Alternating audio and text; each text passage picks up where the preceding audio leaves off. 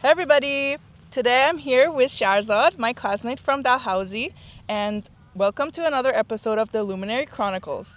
So today I'm going to be asking Shahrzad some questions about her upcoming personal statement session and asking her to share some tips and topics that she's going to be talking about in the session. Hopefully it will shed some light as to what is going to be covered.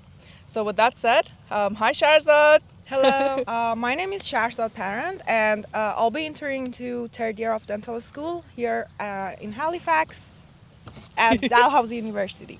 So, just to give you guys a little bit of background, me and Shahrzad met back at York University in Toronto, and it was actually at a tabling event, wasn't it? You remember better than I do. The first time we met at a tabling, I was in my second year and Storma was in her first year at York University. And she joined one of the tablings I had back then that I was working at another club. And that's why you call me Baby Storma, because she met me. She looked so shy and unsocial, although she's not unsocial at all. So that was the first impression I had from you. Yeah. You look so shy. And then we started working together in Bright Future Dentist. Yeah, during my fifth year, because I was completing my requirements, all the requirements for dental school, and she was in her fourth year. And that year I joined your club as an event coordinator, and the journey began from that day. And we were so lucky that we got accepted to Dalhousie together, and we're in the same class, me, Shahrzad, and Mahta, kind of keeping each other we were so on our toes. Yeah, and it's nice to have people to that come all the way here, because you don't really understand how far you are from everything. It's almost like you're immigrating to another country, but you're in Canada, but everything's different. So that's kind of it's nice to have. Honestly. For me, it was having more mature and older friends that already know how to kind of be independent, helping me, guiding me through all of this. So I'm really grateful to have you in this journey. Same here. And and now we're starting this kind of journey together in Luminary, and studying together. And I can't imagine being a dental student in a city far from home without having Stormer besides me. So as soon as you came up with the idea of establishing this business, I was so eager to help you. First of all, because I'd like to be involved in the community of pre-dentals, pre-medical students, and I wanted to make it kind of as a hobby too. I don't want to just study, and I don't want the dental school to fulfill my whole life. Yeah, I agree with that too. It's kind of like a creative outlet for me as well. Exactly. For sure, helping pre-dental students and making their lives much easier was my second goal.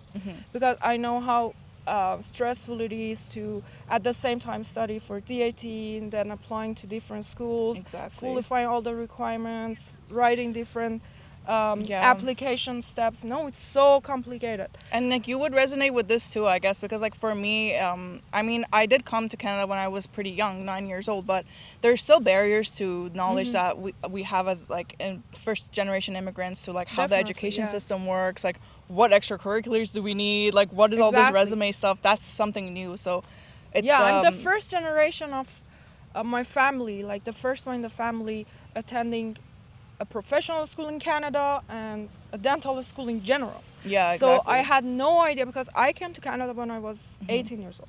I had no idea where to start. I remember I was even struggling how to apply for a bachelor's program. Exactly. Which school should I go? That's why right now I'll get back-to-back phone calls from different, even relatives and family friends, on helping their children, which school they should pick. Past months, I've been busy with that. I don't know if I told you or not.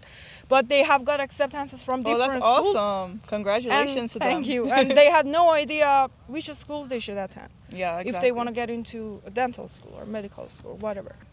Yeah, the mission is to help everybody in the process journey of getting into a dental or medical or any professional school. That's awesome, yeah. So about your session that's coming up, tell us a little bit more about what you're planning to cover and kind of what your experiences were with personal statements and how people can benefit from these sessions. Well, because my major during undergrad was psychology, I used to write many essays, even research articles without having ChatGPT as a help. So I enjoy writing in general, and that's kind of my main responsibility and the main task that I'm working in Luminary, right? Exactly. Because I enjoy writing and editing different writings, including personal statements, resumes, supplementary essays, all this kind of stuff.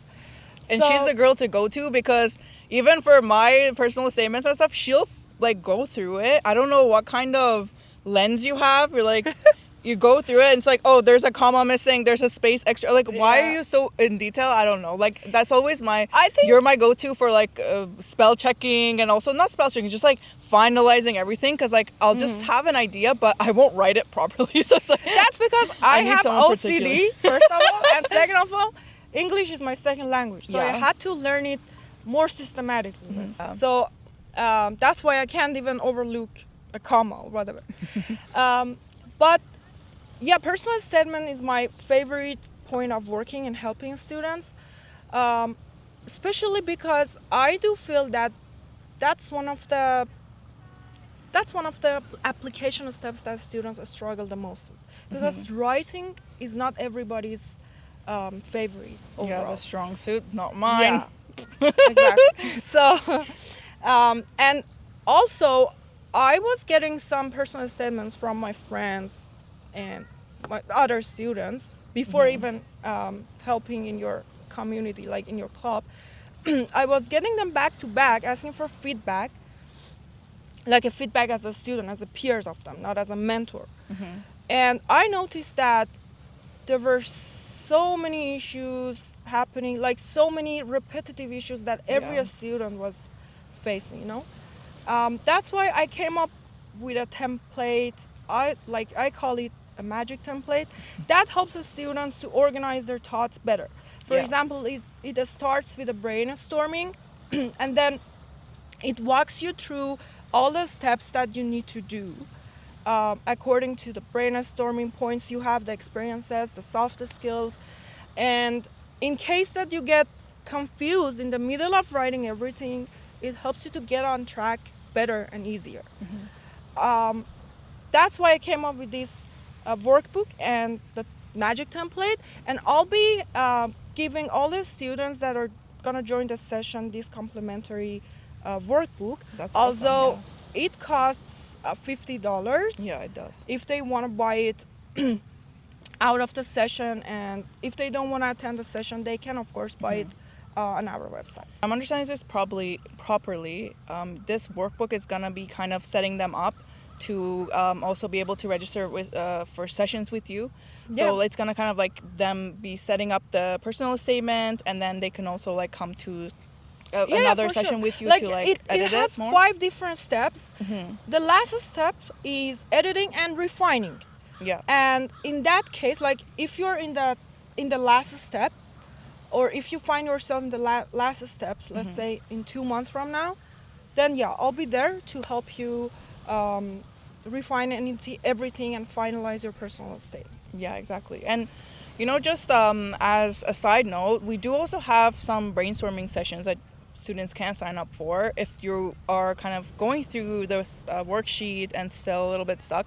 I know I would be, because I just like personally have in undergrad I had so many experiences, and I wasn't really sure which ones would represent me the best. And I kind of wanted someone else's opinion to know what's the best way to present my experiences. That's a good point, so bro. that's something that like the brainstorming session would definitely help students with. Because I know too, like from reading people's personal statements, the scope is so broad that sometimes the point gets lost. And it's not that they don't have the good experiences, it just becomes kind of disorganized, and people can't really follow to see what their passion was for following these experiences. Yeah, thanks for bringing that up, because another repetitive struggle that I see students face the most is that they don't know which experiences were being mentioned in their personal statement. I've seen some students even bring up an experience that they had during their, let's say, grade 11 or grade 12. Although they have many other good experiences, after that. But I'll be helping you to organize everything, not only in your mind but also on the paper. Yeah. And like, what are some other struggles that you see like commonly happen with personal statements? Maybe share a little bit about that. Yeah, another struggle I see the most is that they mention all different soft skills that usually professional schools require us to have. Like what, right? for example? Like leadership or time management or detail oriented, like being a detail oriented and dedicated person. All different kinds of soft skills. They mention it in their personal statement, but they don't articulate it with their own experiences. Like they don't prove to the reader how they've gained this experience. You know what I mean? Exactly, How they yeah. have gained this soft skill as a student ready to enter a professional program. That's another struggle I see.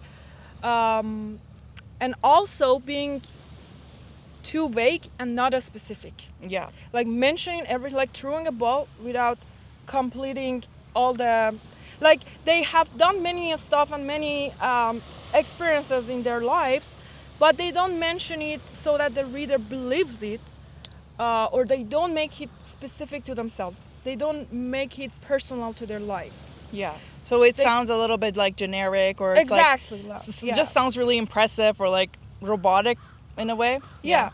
And yeah, like I know from like also since we kind of go back and forth with like helping students in terms of their statements, I heard a lot from you like having two extremes of students, those that are super vague and those that are super detailed. So what would you say are those like key things that make both of them bad? Like what's a good middle ground, you know? So talk more about that. Finding your balance is hard. Like finding balance in life in general is so hard. Everything, even when doing the when drilling into the tools or doing whatever task we are required, finding the balance and the middle ground is so hard. So you're right. I've seen students who explain so much. They exaggerate everything, and on the other hand, students who just say, "I'm so dedicated to whatever task I have been given." That's so general. How can you prove that? So not being too much and not over exaggerating, and on the other hand not being too vague and general. You know what I mean? So finding the balance is hard. I'm gonna help them, but kind of as an advice, they should make everything personal to themselves, like any experience they have, without making the reader exhausted or bored them. They shouldn't be bored from your writing. And on the other hand, it shouldn't be that general that everybody else's personal statement that might look like. Yeah. And another question for you: what do you think is one of like the most important ways to kind of start off your personal statement? Because I find that a lot of the times the statement really falls flat just from reading the first paragraph. So what do you think really makes like those personal statements that really spoke to you stand out in terms of their first paragraph or how they start writing? Usually those remarkable ones, we'll get back to that point, make it personal. Those remarkable ones have a very personal story, like that makes you emotional and excitement. For example, many of us are immigrants, right? They start off with not a general immigrant story, family story, with something too specific, like something that makes you cry or something that makes you laugh to death. Usually those are the fantastic statements that I receive. And I do hear a lot, like when I was in undergrad and writing my personal statement, I heard so much about, no, don't sound generic, don't mention you're an immigrant, everyone's an immigrant. But I don't think that's necessarily going to make your personal statement generic, because if you're sharing your story, maybe it's very similar to a lot of people, and that's good because that's a point for you to be able to connect to the reader. Because that's your life story. Like you cannot deny that was your life story, because everybody's else's story is about immigration. But if you kind of attach more emotion to it or make it more personal, then it's not going to look general. Exactly, because even you can't say that all immigrant stories are the same. Me and you come from yeah, completely definitely different not. immigrant stories. Yeah. And that part that makes it generic is if you just say I'm an immigrant. But if you explain the journey and how it impacted your life, that's completely different. Exactly. So yeah, so I really agree with you on that it's not just about just stating like, oh, I am a leader, I am an immigrant. You Yeah. need to go more into depth with that. Yeah. Exactly. And yeah, so thank you so much for coming and thanks for having talking me. about your session. I'm really excited to actually attend it myself because, Don't miss this session. yeah, personally, I struggle with writing a lot and I really enjoy learning from other people's tips and tricks to be able to help students better.